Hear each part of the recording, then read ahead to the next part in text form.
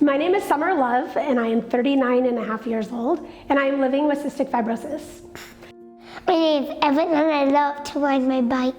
I have some blocks and built towers about them. 100 feet. Well, 1 billion feet, I think.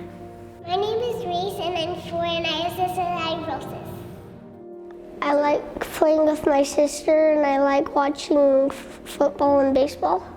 I'm lucky to live with my sister because she's my best friend.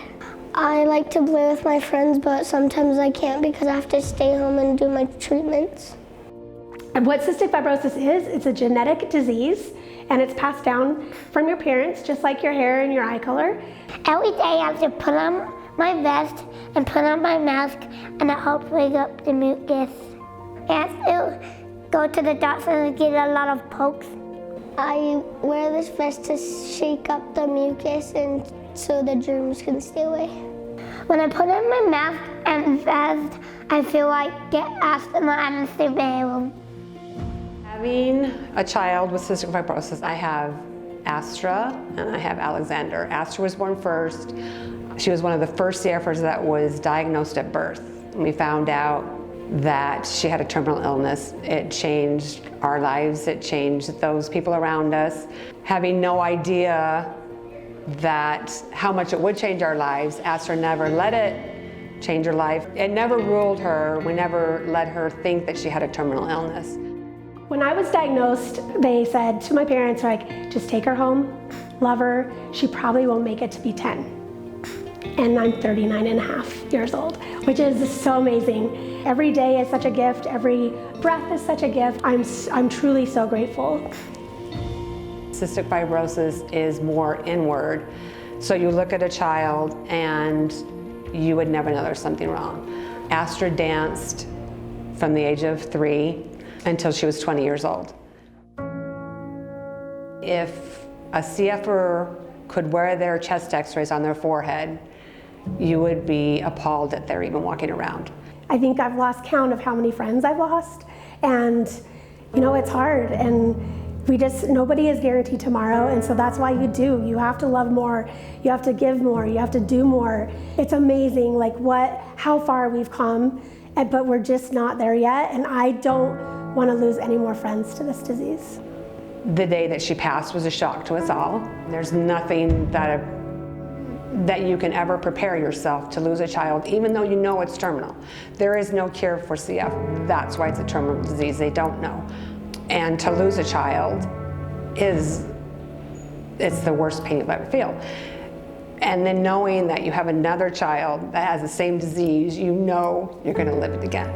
That's why fundraising is so huge, so that you don't want anyone to feel that pain. Do you take it for granted that everything's gonna be okay? You live life to its fullest, and I can honestly say the day that she passed, I have no regrets. You know, we don't have any regrets to say, I wish we would have. I wish we would have done this, I wish we would have done that, because she lived life so fully. And I wish she was still here, but I wish she was here healthy, because she struggled the last year.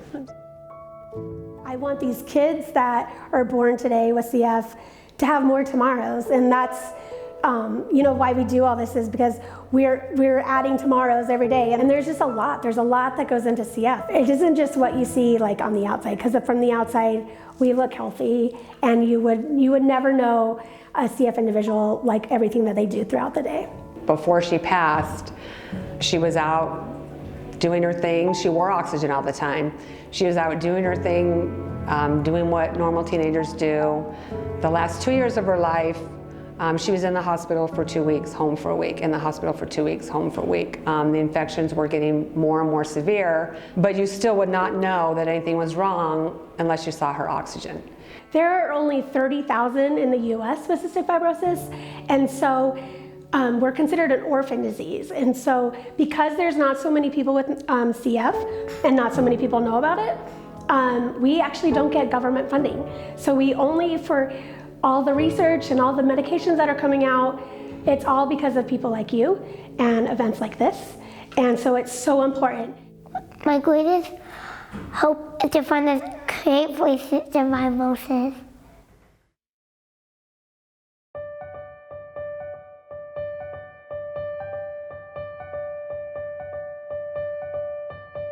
I hope when you take that jump, you don't fear the fall. I hope when the water rises, you build a wall.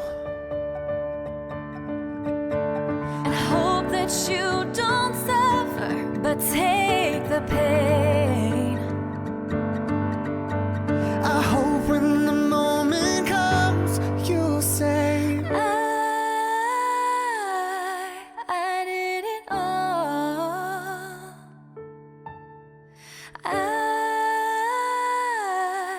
I did it all.